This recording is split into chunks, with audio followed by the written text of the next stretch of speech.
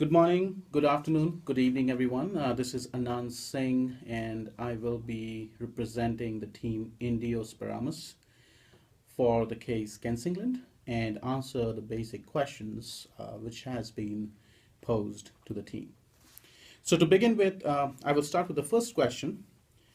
Do you agree with the choices Kensingland government had made to date? What would you have done differently? The same. As a team, we decided yes as an answer. They have put together a comprehensive plan that covers nearly everyone in the country and have done so thoughtfully. Since Kensingland has universal coverage and 99.5% of its population is covered, of the 4.7 million citizens, it is estimated that approximately 24,000 are without coverage, and the ability to care for this group will overburden the healthcare system. Therefore, the provinces and the federal government would provide the funds to cover this group. As the country has a higher population density per kilometer square compared to the US, it is quite possible that the homeless on average will have easier access to physical resources for medical services than they would be in the US. So that's the answer for our first question, and we will move on to the second question. And the second question is, would centralizing the healthcare system have been a better idea? As a team, we discussed about this, and the answer is, best practices would eliminate the one provider law that Kensingland has in place, where consumers can only access providers in their province. As the homeless especially are at risk for shelter, the government should have this as it could possibly refrain access to medical services. There also needs to be a system in place for the homeless that addresses the specific physical and mental illness. The best practices would be what the ACA has done in expanding Medicaid. The provinces must extend a program that covers all citizens under 65 with incomes below a federal poverty level.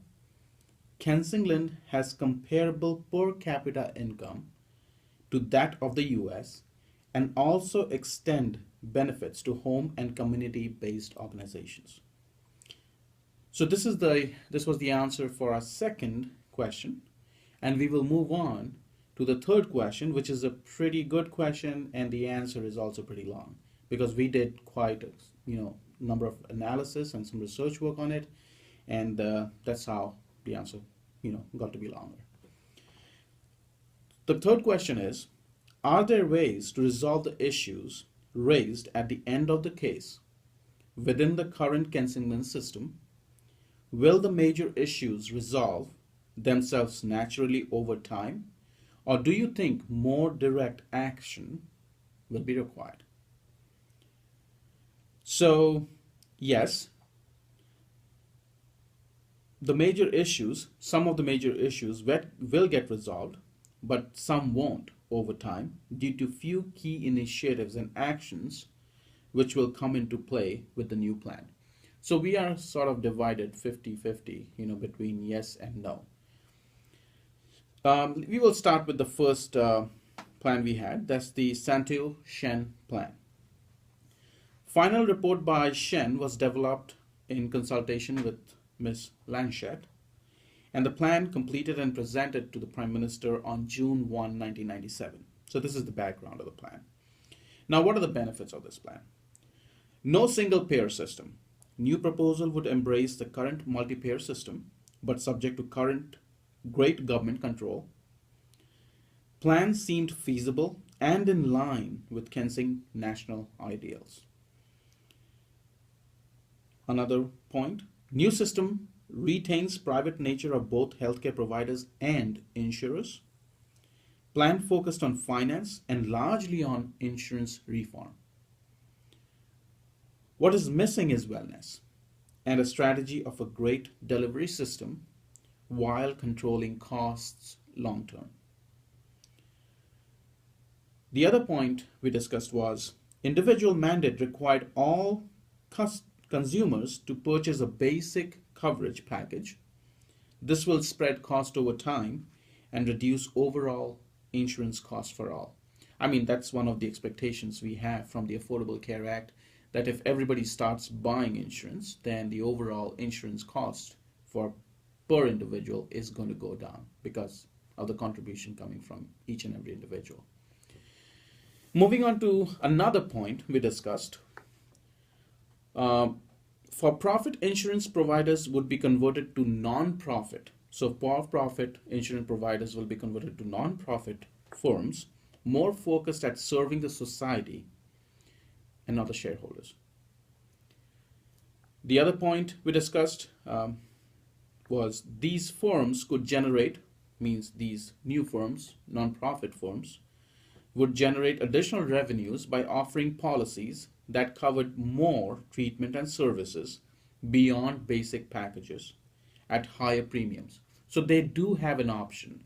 I mean, they change their focus from being for profit to non-profit. That doesn't mean that they will be making losses, but there are ways of how they can generate more revenue. And this is one of the ways where they can sell, beyond the basic package. They can sell packages for individuals who want to buy more insurance, which is great. Insurance can make money on extra insurance coverage people would buy. So the other point we discussed was the government would exercise tight control over insurance pricing and coverage, which is good. We need some government intervention into this because, or else the insurance companies will be still motivated to make profit rather than looking at the welfare of the nation. Consumers could choose any plan, but not healthcare providers. I mean, that's one caveat to this whole discussion there. We as a team thought, like, why not we open competition to everyone, which is good as a question, and that's what we are posing, like thinking why wasn't that done? And they would have to use clinics, which is patients would use clinics within their own provinces, so they cannot go to a different province. Every providers needed to have same core competencies, because now we are looking at, how a system could strain itself, because, it's basically saying that the five fingers are same. I mean, they're not the same. So we cannot always expect all providers to have the same core competencies. Patient medical records, which is great. One of the best steps what they have taken in Kensingland is they have made the patient medical records, get into a 32 KB card. It's an electronic. It's the same way as France and Taiwan, how they maintain their patient records in a small card. It's like a credit card kind of thing. And this would reduce administration costs. Basically, a lot of mundane tasks being done by individuals. I would say something which is very monotonous and manual. So overall cost savings, they're looking to save, from this 32 KB card conversion, is approximately 3% of total healthcare operating budget, which is a great move, from an overall healthcare budget cost savings. Some of the other benefits what the Santo Shen plan brings in is mandates, and we'll talk a little bit about mandates. Individual mandate: everyone treated the same regardless of government and non-government customers. Health insurance no longer available through employers, and those who do not purchase insurance are automatically assigned one by the government, and premiums are deducted from their paychecks. Now, one of the questions which we did raise is, what about the people or the individuals who are not employed? So, that's a question which still needs to be answered. Who are individuals not employed? How will they get health insurance? Now we are talking about individuals who are employed. So that's a question to be answered, and more direct action in this area is what we think is needed. So as per the question, this is one area where we need some direct action. How would we provide, insurance to individuals who are not working? What system we are going to put in place there? Any annual surplus generated by the insurance companies or providers must be used to reduce premiums the following year, because that's a surplus, and any surplus which will be generated would go back into reducing the premium. Somewhat of, if you remember, we did watch a video in, in Japan. This is the same thing they do. Organizations cannot make profit, insurance firms cannot make profit. Any surplus they generate would go into, reducing the premiums next year, which is great for the people, but it might not be always the best thing for an organization, because every organization has, an operating cost, and they need to cover that. Plus, they need to save some for the rainy day. So there is no incentive here at all. That's we discussed as a team, and what we talked was, why not incentivize the management and the system in general that surplus can be risk shared with everyone. So that's another area of discussion, in the Kensingland case, which could be further explored by the government. Moving from mandates, we move into further insurance regulations. Government exercises significant control over the insurance industry with the Santo Shen plan. Policies are community rates. 25-year-old and 80-year-old pay the same premium for that policy. This is something which needs to be looked at for some change. This needs a change. This needs some direct action, because here, the cost of insurance could be the same, but at the same time, the cost of treatment might not be the same. So there has to be something, some balance brought up to this point. Consumers are required to co-pay 10% up to $500 per year, and this is also needs to be addressed and looked for changes. So these are the changes we are talking about here. Kensingland insurers can offer two types of managed care products, which is a general practitioner GP, where you need GP approval for ambulatory visits to specialists, and restricted networks of providers, similar to US HMO model. Moving from insurance regulation, we have some benefits from this Santo Shen plan. From the Kensingland case is the hospital and physicians. Hospital costs must be paid in part by the insurance company and in part by the province on a 50-50 split. So it's now we are talking about the overall healthcare, where we talk about cost, and this is where patient cost. I mean, the burden of cost on the patient will be reduced when insurance company and the hospital are going to split the cost. Overall, both organizations should benefit from this plan. Fees must adhere to unified payment schedules determined annually by Payment Advisory Board. And when we talk about the Payment Advisory Board, there's very little ability to innovate in this system, and we were not sure how much the government in Kensingland could do or work on this. We did some more analysis, and some of the key facts we found from the analysis was Kensingland compares very favorably to the overall group when we matched with the other countries, and it was in the middle of the pack in total health spending as a percentage of GDP at 9.7%, and had the second lowest total health spending per person, and compared very favorably on life expectancy and infant mortality, all while having the second lowest spend. So that means the plan, the Santo Shen plan, is working. It's getting some good results out. Some actions need to be taken to improve certain things within the plan, but overall, the plan did wonderful.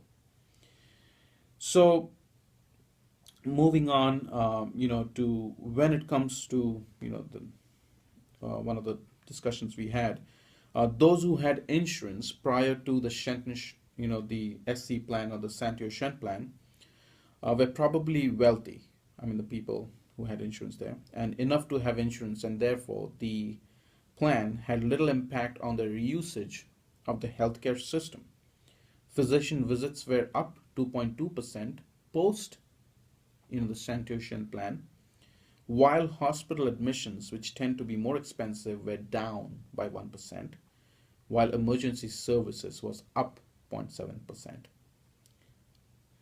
Now, the newly insured group, which came in with the plan, is where the large increase was seen, and where across the board increases are seen in physician visits, up 10.2%, hospital admissions was up by 5.8%, and emergency room services up 5%. These are all absolute numbers, pre and post, again, within the case. The percentage increases from pre to post were 69.8% for physician visits, 145% for hospital admissions, and 89% increase for emergency services. So this is a little bit of a background of what else the plan, is contributing to. But we also do see in the case that the newly insured has seen an upswing in the use of all three services. Physician visits increased by more than 100%, hospital admissions up nearly 283%, while emergency services use was up 223%. So all three services we're seeing an upswing, and it might be because now more people have access to healthcare, which is good, and that's the objective, of making a healthcare system better. I mean, access is one of the factors we are looking at in ACA too. Now, we will move on to the last question, which is when it comes to healthcare, should ethical or social or financial obligations be the priority? How to balance this? So the answer to the question we decided was, as much as it is just to provide citizens with healthcare, it is the responsibility to the citizens to contribute on a shared basis if they are able. Aside from the poor, who cannot contribute to the cost of healthcare, most of the citizens can practice good wellness. At the end of the day, everything in this world costs money, and decisions have to be on a financial basis to sustain a business, a community, a family, and yes, a healthcare system too. So yes, healthcare should be ethical, social driven, but everyone is responsible to make sure the system is viable, long term, sustainable for all and everyone. To this point, we as a team in Deo Speramus believe that Kensingland has done a great job in providing the dual priority, ethical and social, as well as being financially responsible, and is meeting the financial obligations. Thank you.